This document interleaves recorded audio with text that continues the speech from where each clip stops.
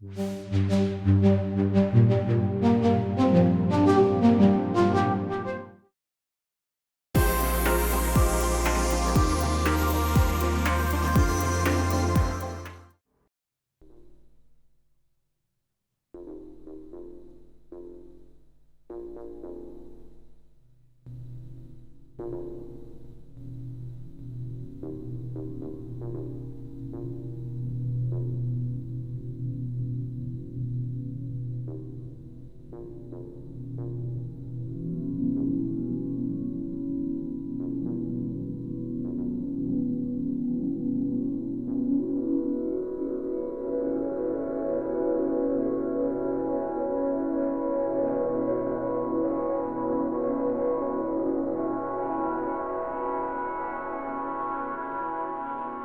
has been another of your legendary Yamaha performances here at Superbooth.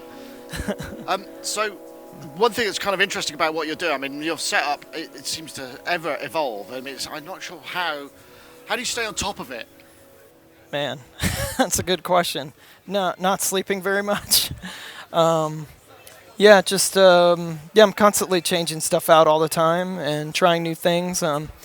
For the performances for Superbooth this year, or actually last year, I used the montage. This year we're using the MODX 6, which is their smallest. Which still has a lot of the same kind of innards, It's right? basically, I look at it basically as like a montage, but just kind of cut in half as far as polyphony goes and number of voices, but you still have basically the same functionality. I actually programmed my patches on the montage, and they loaded up perfectly on the MODX, so they translate perfectly. It's just you have, just less voices, and less memory. There's but let's start over here. So you've kind of created these. Yeah, these are just basically 4 presets that I've made that work in my set here, and they're really simple. I just was going for really simple sounds because with this set I was trying to do more kind of musical layers, things that weren't too complex. Because my set last year had a lot of complexity and glitchiness, and it was hard to kind of hear the musical things that were happening. So I really tried to make the musical element that was coming from the MODX very apparent, and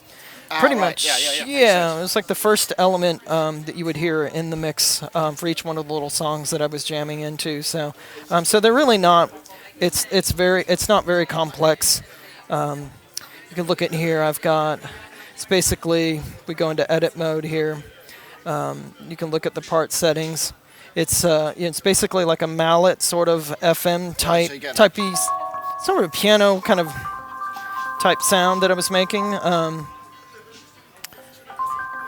using algorithm 77 here with the feedback setting at 5. Just a sort of a clear, pristine sound with a very short attack. It cuts through nice, and then here with they have dedicated controls for your attack, decay, and release, which on the montage you have basically all the control functions for like motion control, sequencing. So it's a lot of stuff. What they did with the MODX is they simplified everything and gave you the most important parameters that you need to have access to, which for me is really great because there's a lot of stuff on the montage that I never really even touched. But for like a performance aspect, this is really great that they've divided into the 4 categories. For your tone section, you've got your filter, cutoff, resonance, pan, and portamento. And then the EGFX section, which is nice. You just sort of step through these, and then you can just, as you turn them, you always get an overall display of what parameter you're tweaking. So here, got the throw the reverb up.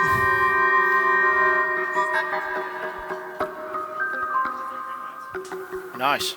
So it's very immediate. I find that. So I mean, do you find does the FM? Because the thing about FM is you get some really sharp and great transients and high harmonics. So it kind of fits a space that maybe some of your other stuff doesn't. Exactly, and that's what I tried to do with the modular stuff. I was doing sort of warmer tones, bass tones, lower pad type sounds, and then using the MODX to kind of be that sort of middle layer frequency sounds that were kind of poking through more piano plucked type sounds. And even one of the songs I was doing using the MODX is sort of like a I don't know, like a lately bass sort of style old DX100. Classic. Yeah, classic. It's one of my favorite bass sounds of all time. Yeah. Yeah, so...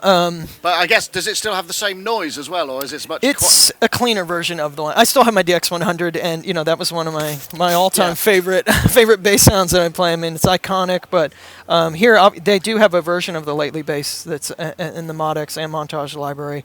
So I did sort of an alternate take of that in my set. I have it here. If I can... Oh, geez, here. It's my alarm going off. Sorry about that. Let's see here why it's... So actually, I want to go back out here.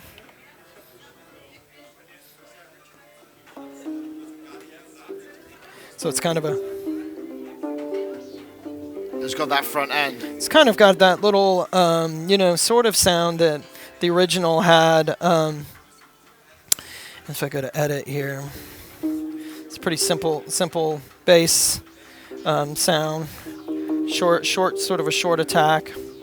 Almost sounds like Koto-ish. Yeah, totally. It's a little bit, it's pretty...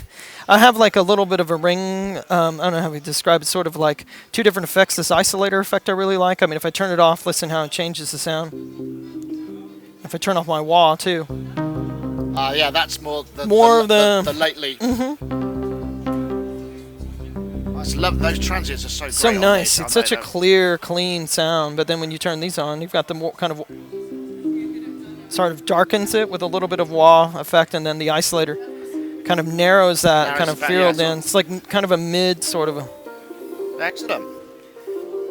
And so that it's really about the way that I like to use instruments, trying to find where it sits in the frequency spectrum of the composition. Well, I mean, this stuff can take up so much space, right? It gets dense really quickly. Yeah. And it's interesting. I've noticed your setup. It's ever evolving, as we know. It's changed a lot. Yeah, I've been moving more towards sampler-based things. I've been breaking things out, just because I'm really trying to travel the smaller setup, even though this has kind of been what I've been using for the past couple of years. When I actually want to move to even get rid of one of these cases and move down to one if I can. And is that partly because, I mean, if you're using samples, and I notice there's quite a lot of digital readouts in here, which kind of makes me think that one of the reasons is repeatability and recallability. Yeah, that's a big issue. I've not that I don't have a problem. I was using a lot of digital oscillators that were totally tuning fine and stuff, but I've been trying to push even further down, doing full compositions that have a lot of dynamic changes throughout. In the span of an hour or 45 minutes or however long I'm booked to play a show. Yeah. So I'm really trying to have access where I can load up a whole kit. Well, you can, because otherwise you have to have just multiple paths, and you kind of switch them on, switch them off for different movements or different. That's pieces. what I was doing before. So it has doing to be before. bigger, right? Exactly. So I'm trying to push myself further now, and I'm making a lot more pre-making a lot parts ahead of time, so that I can do changes faster, and then things load up quicker, and then I'm able to play, and concentrate more on performing and doing, what I should be concentrating.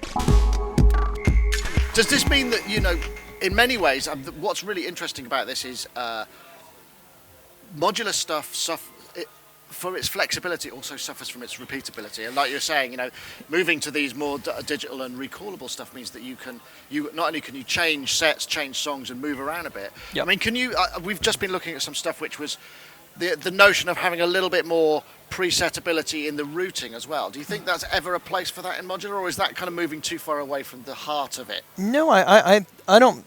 I'm not a purist in any in any way. I don't feel like that you have to go 100% modular, or I'm not one of those people that says you have to be analog 100% or digital 100%.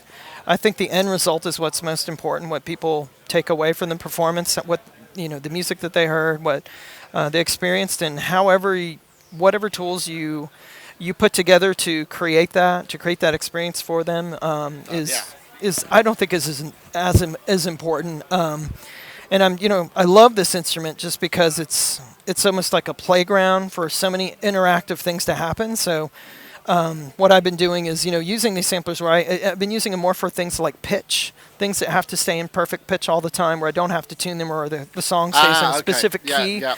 That's more I'm using. All the other textural synthesis and weird organicness I'm still doing with actual physical, digital oscillators and envelopes that do all kinds of amplitude modulation and frequency modulation, and all the effects and stuff. I'm doing everything live and tweaking, so I'm trying to still keep it organic. But with these sets, I wanted to have this. The foundation was more of these melodic pieces that had sort of a theme, a beautiful kind of chord progressions and sort of melodies floating and reverberated spaces and stuff. So is it tied into your recent release? I mean, the kind of the material that was on there, or this is different. Yeah, totally different. Totally different stuff. I haven't been playing any of the old stuff off the album that came out in November on Planet Mu Time Sig Records. I've actually got a whole other record that I'm just finished up that's completely different stuff that I'm probably going to release in 2020. So. It's a bit different. It's more dealing with micro tuning and making music with resonators and delay feedback. Not using traditional additive, subtractive synthesis or even FM synthesis. I'm just using resonators that do really weird sort of. I don't even know how to describe it. A lot of it's coming out really interesting. It's kind of not based in any sort of scale. I'm just kind of floating around in this sort of micro tuning space. But it's been getting pretty interesting. You can just flip round here a second. Then we won't have the lights. So you're still using the poly NC? Yeah, the poly NC. This is. I mean, I guess this is a good large surface that gives you kind of visual feedback. I mean, you've got other sequences going on. Absolutely, yeah. So I'm using this one basically. Channel 7 is sending out my master clock back into the modular, so I'm basically clocking everything from here. So this is basically my master controller, and what's nice about this is they've added a lot of neat features where you can divide now the tempo of each individual lane, so I can do divisions or multiplications of any one of these channels.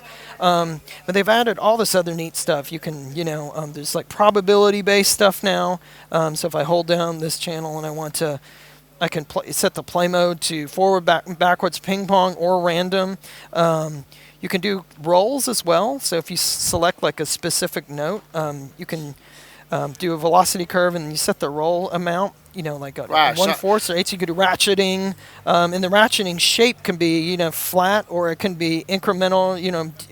Increased or decreased. You can get these cool ramp ups and ramp downs. So you can get these really just very interesting sort of organic glitchy patterns with just programming stuff for each step, and then depending on how you want it to sequence, you have a lot of flexibility to kind of take things far out of just like a typical linear sequence, what a linear sequencer can do. And then you can quantize or unquantize things, but not even that. But you can also do what I'm doing for the montages. Each one of these is playing. You can do different chord progressions. So you can play stack notes. So exactly, yeah. So if I move, let me move to a pattern down here. I can give you let me pick something that's a little. So if I do this, I can select my note. So you can set your root note if you want it to be, say if we wanted to go down to C1, then you could just switch to like a chord sustained chords, and then your transpose, if you want to transpose it up or down. And each one of these can be a different chord, or so you could do full progressions. Because, I mean, that's always a real problem, isn't it? Kind of working with polyphony and modular. It's really hard to do polyphony and modular, and you have to break out and kind of maybe break out the MIDI and exactly. Start doing that stuff, right? So what's nice about this is that you're able to do both. Obviously, with I'll show you here in the back. You've got 2 MIDI cables. So one MIDI cable is actually going into the poly-N sequence you see here, and that's controlling the clock time. So I'm able to do all of my control of the gates going out to various other modules, other oscillators and sequencers from this point. So they sync stay completely synced together, and then the other MIDI cable is actually going out to the montage. Right, okay, so you can triggering. So it's a perfect hybrid. This is starting setup. to look like sort of almost like organic vines. Yeah. There's sort of, it's like creepers and stuff. Yeah, it's I call it spaghetti. Electrical musical spaghetti is what it looks like. So when you're preparing for a show or a series of shows, I may have asked you this before, but Sure. do you kind of base it on a kind of patching concept and kind of take it from there, and then it evolves at each show? But ultimately, you're sort of that's where you're starting from. I have like a little set of notes I start out with, just I want to set up and around 139 BPMs, and I don't always stick by this. I just have like a general outline that I use with like clock times and stuff, and then I just it's kind of like a very like free jazz, free approach. Just kind of go with emotionally what you're feeling at that time, and just kind of compose on the fly. With kind of there's no rules to it. It's just kind of like whatever I'm feeling, just kind of going with it, and it's really nothing more complex than that. Sure. Yeah. Do you think there's a point at which, because obviously you talk to some of the older synthesists from back in the 70s, Yeah. and you ask them how they're feeling about all these, and they're kind of like, well, I'm on a laptop, it's convenience all the way, baby. Sure, yeah. Do you see that there's a point almost you have to have a certain amount of this stuff to be able to kind of have the stage presence and the kind of authority to do it? Because you could probably perform a gig off a laptop if that's what you were doing. But I tell people all the time that, This is like I don't necessarily think this is the right direction for everyone. I have friends that make amazing music just with a laptop. I have friends that make music on an iPad that's incredible. I tell people all the time that if I had to take one instrument with me on an island, I couldn't take anything else. I could do everything on a MacBook Pro. Yeah. Just give me a MacBook Pro and a mouse. I don't even need a keyboard, and I could make you awesome music with that. It's just maybe not as fun to do. The interactive part with interacting and making dozens of knob tweaks and adjusting things is the one thing that is hard to do, obviously, with a computer. You have the single screen interface, and you're doing your mouse clicking around to control stuff. There's not an awful lot of... And when maybe you've been doing your accounts in the afternoon, and the kind of...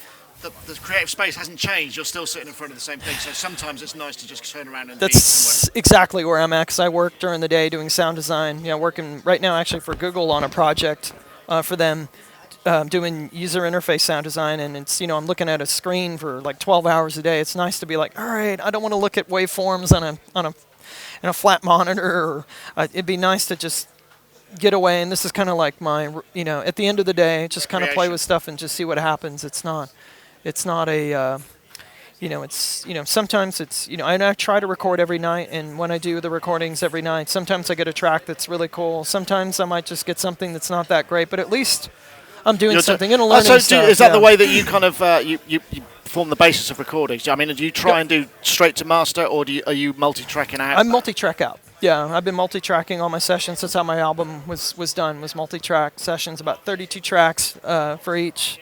Modular piece, multiple systems linked together.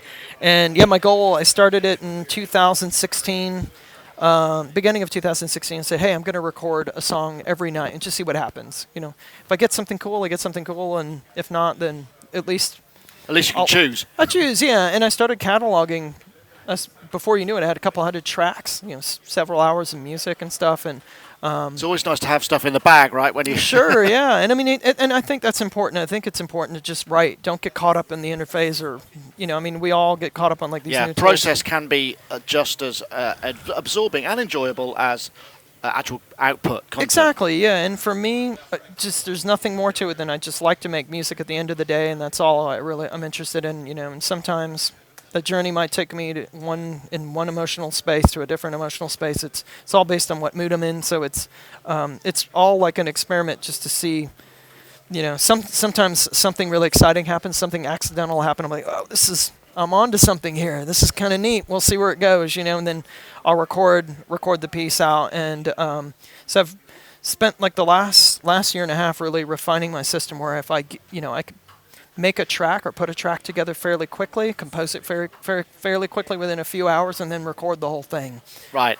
So that's. I think the creative cycle is good to be short. I mean, because then you could just go, it was good or it wasn't, but I didn't spend that time just editing a hi-hat. Exactly, yeah. And if it's something that I wanted to go back to, I have the stems and the BPM. If I want to elaborate on it more, I could go back and record more pieces or add more layers to something. So I've just been kind of cataloging as I've been going along. One other question. I know you're probably dying to get away, having just finished your performance. So you like us, we get a lot of gear from, you get a lot of technology previews. So do you find that that stuff inspires you when it comes through to create more tracks, and that forms the part of your evening jams quite often? Absolutely, yeah. I get a lot of new stuff from various manufacturers. A lot of times I'm beta testing stuff, testing for them, doing stress tests to see if there's any problems, and helping the developers in that end of the spectrum. And then in other cases, like with Yamaha and some of the other companies, I'm actually designing a lot of patches for the company. So well, you notoriously did montage, and we hear, and I've spoken to Yamaha about this, and I'm trying to get them to release the secret editor that allows you to get all of that deep FM stuff, which I know they're not so keen on because it's not a finished thing. But I mean, I wish if it was they open would. source it, then people would just it would go, be amazing. Someone could simplify the GUI, because I worked with that editor that you're talking about, and it's absolutely incredible, the access and power you have, because you can open everything on multiple screens and all multiple voices, and you're able to switch the algorithms and the FM feedback, and it's actually pretty amazing.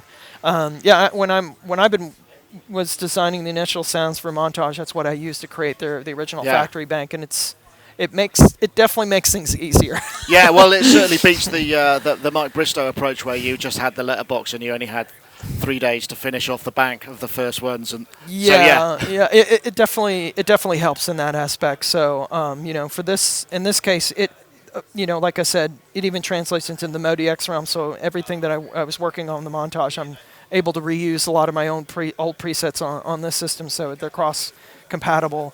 But I'm hoping one day they maybe make an editor that I think it will invite people to really explore what this instrument's really capable FM of generally doing. Just needs to be more approachable. It's hard. It is hard. It is not an easy form of synthesis to get sounds with. It can be nerve-wracking at times to get pleasant tones. Sometimes all you're getting. And as we know, musicians, for all their creativity, are actually quite conservative in what they will accept as a completely new concept, because it takes a lot to learn that kind of stuff. So. It does. I mean, I was fortunate enough that when I grew up in the mid-'90s, buying gear, I bought a lot of the early Yamaha FM synths, like the TX802, TX81Z, the DX100, DX7. So I had all of these synths growing up. These were the synths that I learned how to program on in high school, and because they were available in the pawn shops back in Atlanta for super cheap. I bought like my TX81Z rack mount for like $50 at secondhand, or $40, or